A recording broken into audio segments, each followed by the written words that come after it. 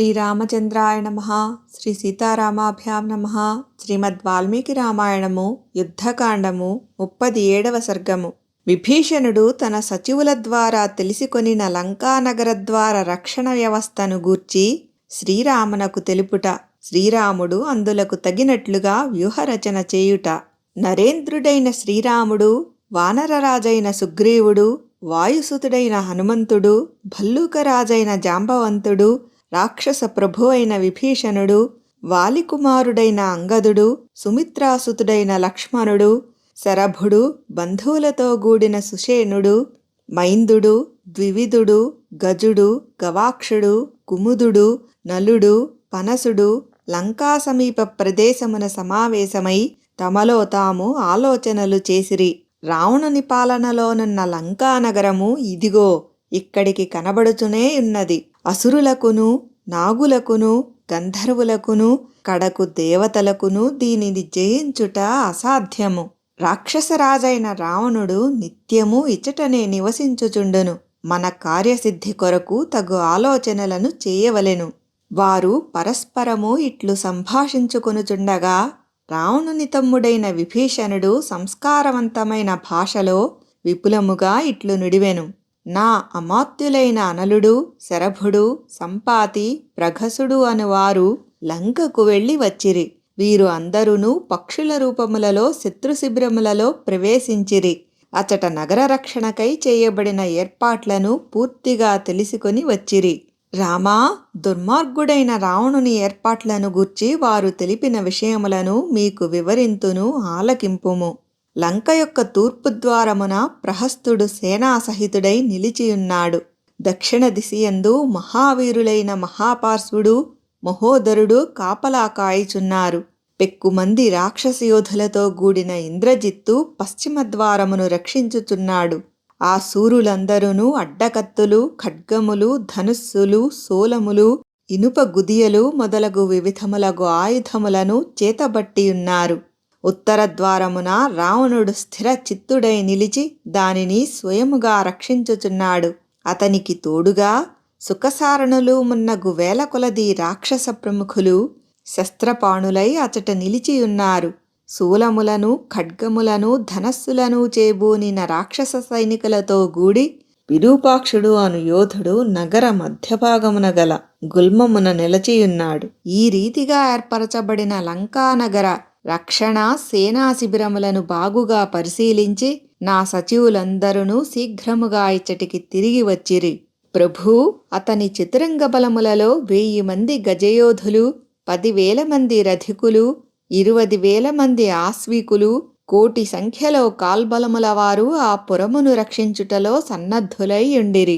ఈ రాక్షసయోధులందరూ మిక్కిలి బలపరాక్రమములు గలవారు. యుద్ధరంగమున ఘోరముగా అనగా క్రూరముగా పోరాడువారు. వీరందరూ రావణునకు సర్వదా ఆంతరంగికులు.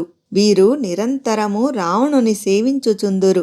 నరేంద్ర, ఈ రాక్షసయోధులలో ఒక్కొక్కరి వెంట తోడుగా నుండి యుద్ధము చేయుటకు 10 లక్షల మంది అనుయాయులు గలరు. విభీషణుడు లంకారక్షణ విషయమున తన మంత్రులు నుడివిన విశేషములను అన్నింటినీ ఇట్లు తెలిపిన పిమ్మట ఆ మహాబాహువు తన సచివులను శ్రీరాముని ఎదుట నిలిపెను. అనంతరము ఆ విభీషణుని సచివులు లంకా వృత్తాంతమును పూర్తిగా ఆ ప్రభువునకు నివేదించిరి. శుభలక్షణ సంపన్నుడు రావణుని తమ్ముడు అయిన విభీషణుడు శ్రీరామునకు ప్రియమును గూర్చుటకై కమలపత్రాక్షుడగు ఆ ప్రభువుతో ఇట్లు పలికెను. రఘువరా, రావణుడు కుబేరునితో యుద్ధమునకు తలపడినప్పుడు 60 లక్షల మంది రాక్షసయోధులు అతనికి తోడుగా నుండిరి.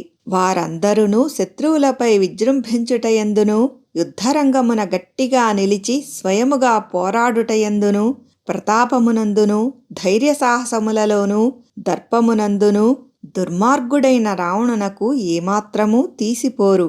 మన ఎడ శత్రుభావము వహించియున్న రావణుని శక్తి సామర్థ్యములను గుర్చి ఇట్లు ప్రస్తావించుచున్నందులకు నాపై కినుక పోనవలదు.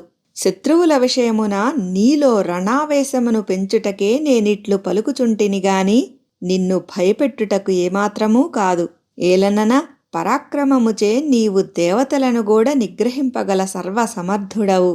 పూజ్యుడవైన మహాప్రభు, నీవు ఈ వానర సైన్యమును 4 విభాగములుగా చేసి, అనగా రావణుడు తన సైన్యమును ఆయా దిశలలో నిలుపుటకై 4గా విభజించినట్లుగా చక్కని వ్యూహరచన గావించి, తిరుగులేని ఈ వానర బలములతో గూడినవాడవై రావణుని నుగ్గు గావింపగలవు. విభీషణుడు ఇట్లు పలుకుచుండగా రఘువీరుడు శత్రువులపై దెబ్బతీయదలచి అతనితో ఇట్లు వచించెను. విభీషణ, వానరులలో మహావీరుడైన నీలుడు లంక యొక్క తూర్పు ద్వారమున నిలుచును. అతడు అపారమైన తన వానర సైన్యముతో గూడి ప్రహస్తుని ఎదిరింపగలడు. వాలిపుత్రుడైన అంగదుడు అసంఖ్యాకముగానున్న తిరుగులేని తన వానరయోధులతో గూడి లంక యొక్క దక్షిణ ద్వారమున నిలిచి అచట పురరక్షకులుగానున్న మహాపార్శ్వ మహోదరులను చీల్చి చెండాడగలడు. మిగుల ప్రతిభాసంపన్నుడైన హనుమంతుడు పెక్కుమంది వానర వీరులతో గూడి పశ్చిమ ద్వారముపై దాడి చేయగలడు.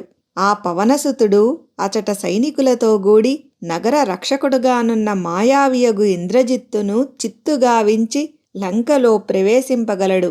నీచబుద్ధిగల రావణుడు బ్రహ్మ నుండి వరములను పొంది మిగుల గర్వముతోనున్నాడు. అతడు దైత్యులకును దానవులకును మహాత్ములైన మహర్షులకును అపకారము చేయుచూ ఆనందించువాడు. ఆ దుష్టుడు ప్రజలను బాధలకు గురి చేయుచూ సకల లోకములలోనూ విశృంఖలముగా ప్రవర్తించుచున్నాడు. అట్టి దుర్మార్గుడైన ఆ రాక్షసరాజును వధించుటకు నేను గట్టిగా నిశ్చయించుకొనియున్నాను.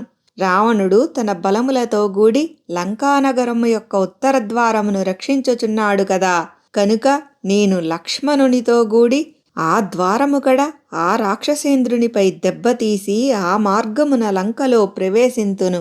వానరులకు ప్రభు అయిన సుగ్రీవుడు, మిగుల బలశాలి అయిన జాంబవంతుడు, పరాక్రమవంతుడగు విభీషణుడు నగర మధ్యభాగమును రక్షించుటకై ఏర్పడియున్న సేనాశిబిరములను భిన్నమునర్పగలరు. వానరులు కామరూపులైనప్పటికినీ వారు యుద్ధరంగమున మనుష్య రూపములను దాల్చరాదు. మనము చేయబోవు యుద్ధమునందు వానర బలములే మనకు గుర్తుగా ఉండగలవు. మన పక్షము వారిని గమనించుటకు ఇదియే కొండ గుర్తు.